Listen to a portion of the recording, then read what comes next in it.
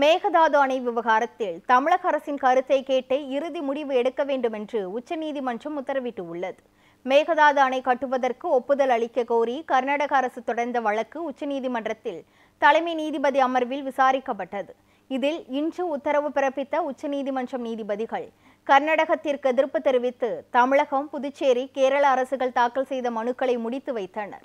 மேகதாது அணை கட்ட டிபிஆர் எனப்படும் ஆரம்ப கட்ட ஆய்வறிக்கை தயாரிக்க கர்நாடக அரசுக்கு அனுமதி அளித்த நீதிபதிகள் இதற்கு எதிரான தமிழக அரசின் அச்சங்கள் அனைத்தும் பர்மச்சுரானவை என்று குறிப்பிட்டனர்.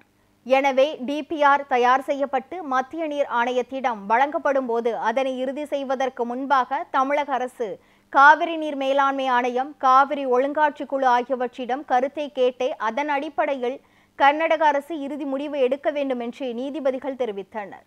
காவிரி மேலாண்மை ஆணையம் பிறப்பிக்கும் உத்தரவுகளை காவிரி நதிநீர் சம்பந்தமான அனைத்து மாநில அரசுகளும் முழுமையாக கடைபிடிக்க வேண்டும் என்றும் நீதிபதிகள் உத்தரவு பிறப்பித்தனர்.